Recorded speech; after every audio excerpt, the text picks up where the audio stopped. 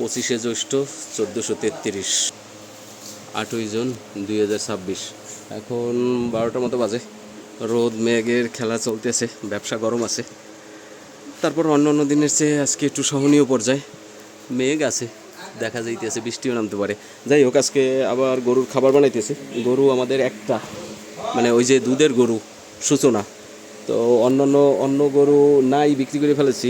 আবার গরু কিনবো হয়তো আষাঢ় শ্রাবণ মাসে। গরু তখন কিনবো। আজকে খাবার বানিয়ে আমরা সাধারণত ফ্যাটেনিং গরুরেও যে খাবার দেই, দুধের গরুরেও ওই খাবারই দেই। তো খাবার বানাইতেছি। আজকের আইটেম হয়েছে রেপসিড হয়েছে, আমরা 100 কেজি খাবার বানাইতেছি। রেপসিড দিতেছি 18 কেজি, ডিডিজিএস যেটা রাইস এক্সট্রাক্ট ওইটা দিতেছি 15 কেজি, সয়াবিন 15 কেজি, ভুট্টা দিতেছি 10 কেজি, মুসুরির ভুসি 10 কেজি, আর কুড়া হইল 32 কেজি। এর ভিতরে ডিসিপি আছে 2 কেজি, আর 1 কেজি ডিবি পাউডার। এর সাথে আরও কিছু আছে, আরও কিছু বলতে খাবার সোডা দেবো আমরা হয়তো 500 গ্রামের মতো। খাবার সোডা দেবো 500 গ্রামের মতো, আর দেবো টক্সিন বাইন্ডার দিতে পারি 200 গ্রামের মতো। এই হয়েছে, এইগুলাই আপাতত খাওয়াইতেছে, যেহেতু ওইরকম ফ্যাটেনিং করার মতো গরু নাই। এই জন্য অন্য অন্য যে লাইসিন, মিথিওনিন, ফাইটেস, তারপরে আরও যা আছে অন্যান্য, ওগুলো দিতেছি না। ওগুলো যখন আমরা ফ্যাটেনিং গরু করব তখন দেব।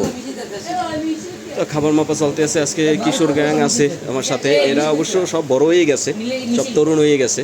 এরা যাইতো আগে, এখন সবই ঢাকায় চাকরি টাকরি করে, বিভিন্ন জায়গায় চাকরি করে। একটু ঈদের বন্ধে আসলে আমার একটু হেল্প করে, এই আর কি।